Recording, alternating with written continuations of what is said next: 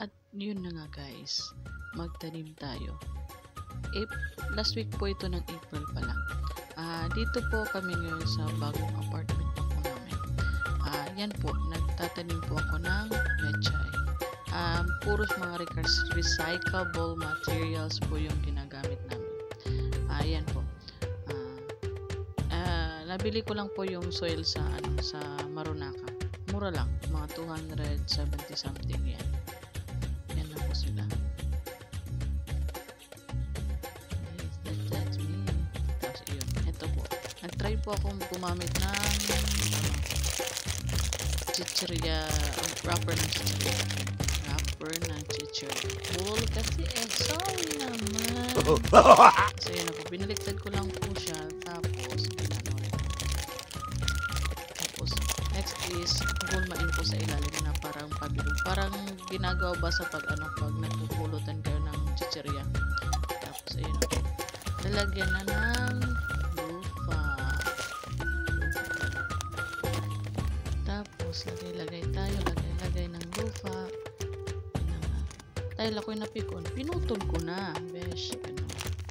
Tapos circle lang siya sa ilalim. Ganun. Tapos yun. After that, yung okra kasi yung ilalagay ko niya. Yan po yung mga kulak po ng okra. Yan po. Ganda na yung pag-sprout. Tapos yun. Hinanap ko yung chopstick. So yun, bilog-bilog lang sa gitna. Tapos lalagay yung okra. Yun. Tapos ididiin po natin yung lupa. Actually guys, disclaimer lang po, experiment ko lang po pala to kung magiging successful po siya gamit yung mga recyclable materials as pot ko po. Kasi mahirap po dito yung lupa, I mean yung garden soil is binibili talaga. Wala po ditong libre na hihingi ka lang ng mga lupa sa kapitbahay. Tapos yun na, after na maihulma, ginunting ko po yung ilalim para dun po dumalaw yung tubig pag dinidiligan. Sana all, didiligan. Yun na po. Ayun. Yeah.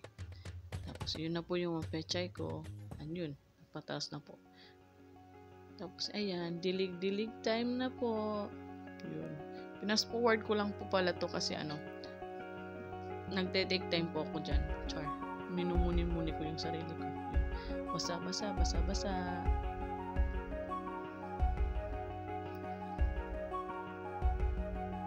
Yun. May din po pala ako dyan, spring onion. Ahos sa waray. Tapos ayun po pala, meron po pala kami eggplant. Nabili ko po siya, sprout na po siya. Ready na po sa pag-transplant. 85 yen or 30 pesos kasama na po yung tax. Kasi pag bumibili ka po dito sa Japan, iba lang din yung price na pinapakita sa taas. Tapos yung totoong babayaran nyo is nasa baba with tax na po siya. Tapos ayun.